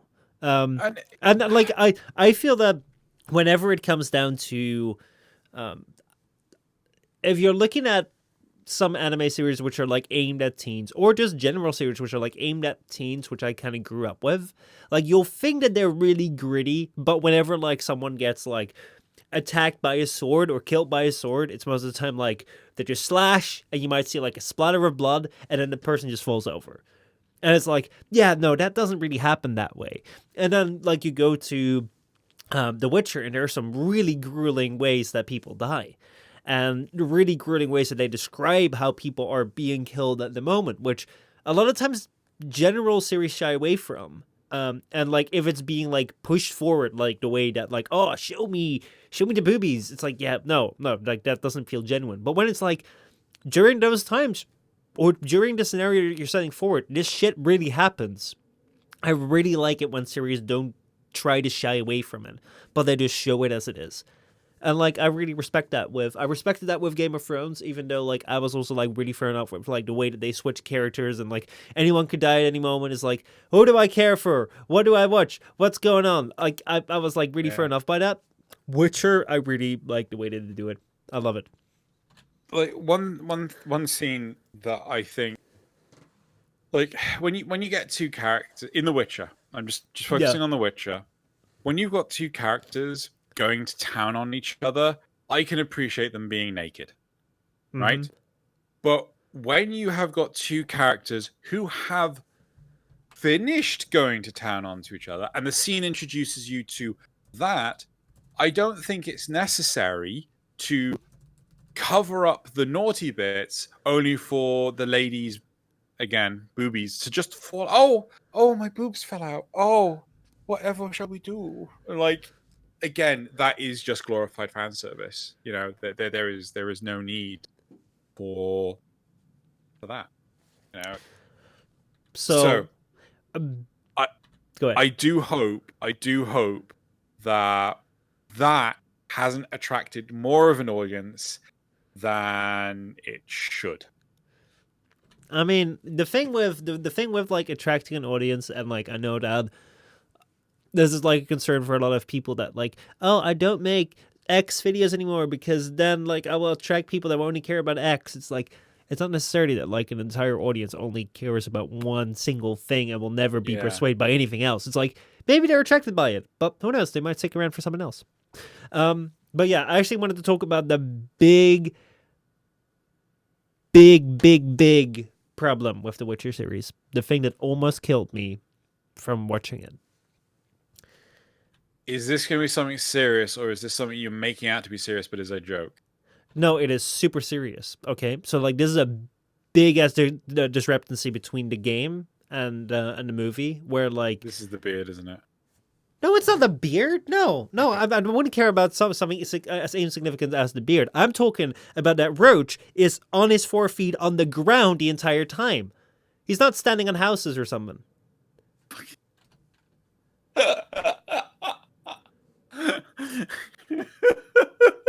Makes no sense. Oh my god. Yeah, okay. Anyway, with Anyway, that glorious bombshell, should we bring out the questions? Should we get people to go with the questions? I yeah, mean, we seem to have talking plenty about the booty. yeah. If you guys So have any questions, feel free to post them in chat. I think that we are. Let's just bootied out. wrap up like the main question of what the Witcher means for game adaptations. I think that The Witcher is a great. I think that The Witcher lays a great pathway for better and better game adaptations. I think it's a really good series that can introduce a lot of like the mainstream public into the games, into the books, very much like myself. And I think that it's probably a lead to a more popular trend of seeing better narrative games being made into better adaptations in forms of movies or series. I would really like to see Netflix pick up additional game to show titles, be it like a movie or a name of the thing, just a series, right? I think a lot of media will lend itself better to a series, but I think movies are more popular only because they're easier to consume, and like it's a one and done thing, unless it's the MCU. But the important thing is that yes, I really hell, I mean, Cephalon Tribal in chat has just said a Warframe show. A Warframe show could work as long as it is written well, right? That is one of the biggest things. And again, the reason why Witcher works is because it is written well. The reason why Die Hard worked is because it was written well. The reason why Super Mario Bros. Tanked was because it was a mess and it was never going to work. And that's why I'm like, I would not recommend Warframe at all. Because no, I think it's too hard. I think it would work better as an anime. well, right? no, like the thing is that we grant Warframe this amazing lore and this great story, but as the lore master himself, Xale, has said on the Framecast when he was on, it's like it makes no sense. There were so many plot holes in it, and like we have, if you look at 7 years of like this Warframe game that we have, and like the little scarce amount of lore that we have, it's not that much. And I think that what made Warcraft and what made The Witcher really great is they also have the underlying books. Like there is really good narrative. That like they have a lot of material to work with. It would seriously require like Steve or someone to work with a professional writer to come up with books of this is what the Warframe universe is. Fuck it, that's what happened with bloody Warcraft. Originally, Warcraft was just orcs versus humans, right? Yeah. But it's got loads and loads of books. I've read some of them. I wish I had time to read more of them. But I think if Steve was to get what the vision, or Steve and Jeff, to get the vision out of their head and into an author's head, and they could write a book, I think that could start the initial pavement so to speak, or paving slabs or foundation or whatever, that could become a show that's an anime or something on Netflix. But as it stands now, not a chance. I mean, I It mean, would tank. I mean, they would have to retcon so many things in the game, and like, yeah, I don't see them do that with the way that they develop and the way that they push out. But speaking of adaptations, which games or like which one or two games would you think would work for a movie or series adaptation?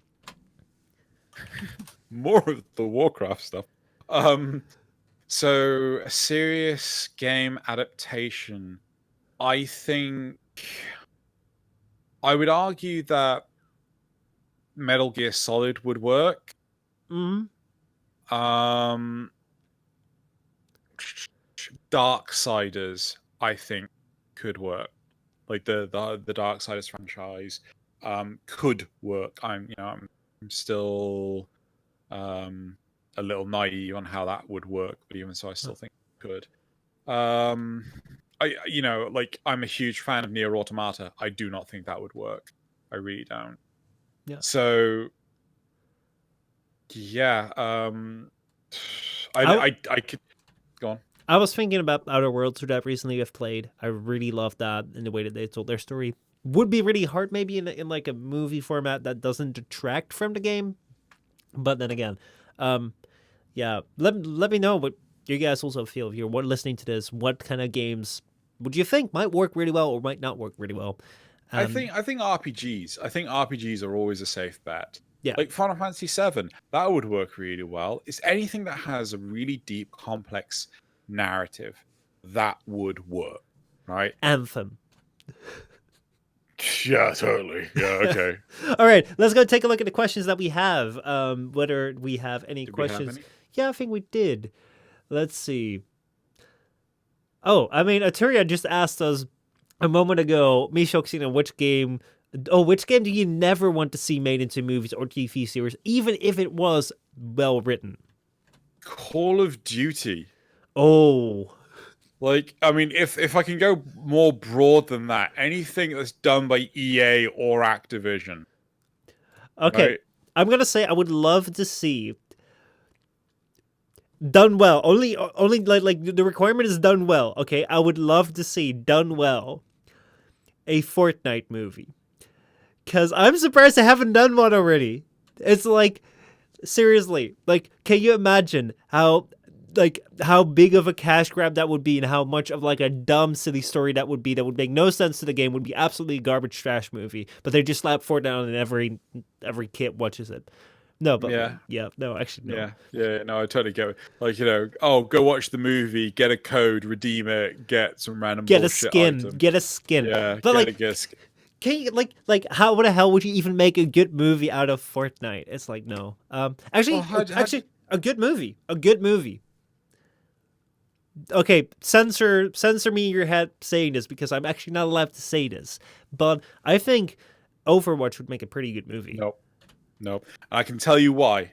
Why? Because all the characters know each other. There's only one character that is not part of the overarching crew of Overwatch, and that's Sigma, right?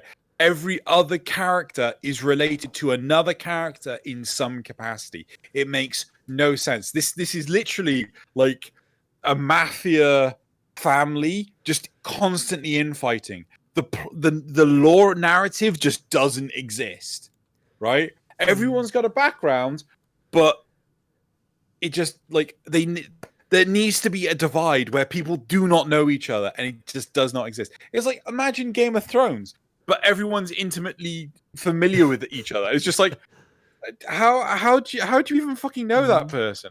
Oh, well, I was the little hamster ball that was attached to Winston's shuttle as he escaped the lunar labs and then detached in orbit and landed in Australia and met up with Junkrat and Roadhog. Yes, that is literally the hamster's lore. Oh man, like I haven't played a lot of the game. I've only seen it like a couple of times. I did see like this. I have seen some cinematics come by, and whenever I saw it, I was like, oh my god, let me check out this game. Maybe it's got some good lore. And then like I discovered there's no lore in it, and I was like, okay, fuck, interesting. But yeah, no. That Overwatch is one I would never want to see. If Never. it's done well, though. No, like seriously, I just don't think it would just be 100% a cash grab because the plot does not exist in Overwatch. StarCraft, I'd love to see. Diablo, I'd love to see. Right, but just Overwatch just has no plot. It makes no sense. Borderlands, I see here. Tribal say that's interesting. That could work.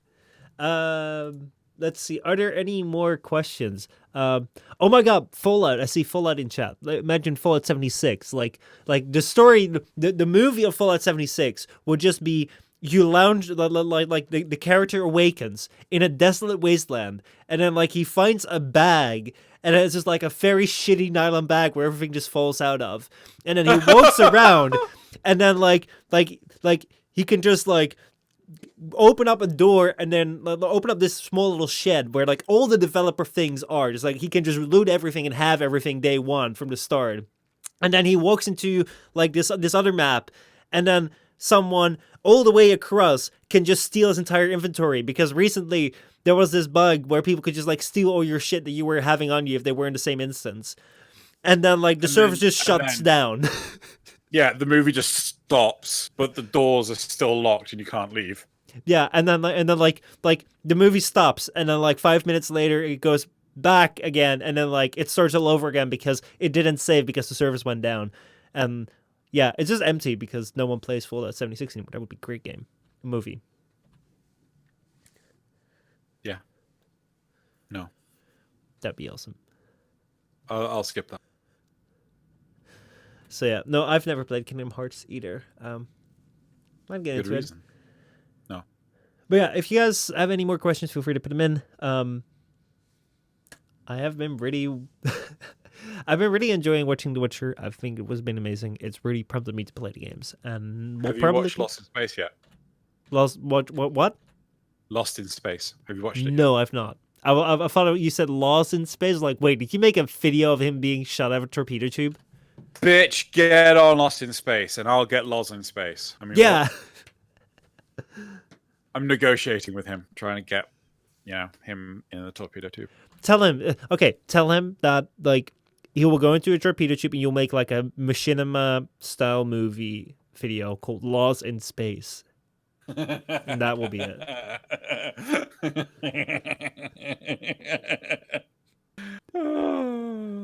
That would be wonderful. I'll pay money for that. Right, so that's it for this episode. Thank you very much for listening. Either here live, on Tuesday at 7 p.m. Today is Thursday, I know, but I wasn't available on Tuesday. If you want to listen to the full 2-hour-ish episode, please go to youtube.com/postmalonegames. Or if you just want to catch the highlights, which I think I'm going to try and improve, go to youtube.com/Xenogallion. I've got my own channel. If, however, you are feeling nice and generous, please consider supporting either of us on Patreon by going to patreon.com/MichellePostma or patreon.com/Xenogallion. Pretty easy to work out whose is whose, but just in case you're confused, mine's Michelle Postma. Just letting you know. And I'm Xenogallion. Please, Warframe, invite me again. Me, you recognize my face. Invite me, Xenogallion. But no, the very bearded one. Actually, I will. Normally, we don't promote the Patreons, but this time I will, and because I have a very good way to promote it. Basically, go to the Patreon and please toss a coin to your Witcher. Oh my dude, that is glorious. Good job.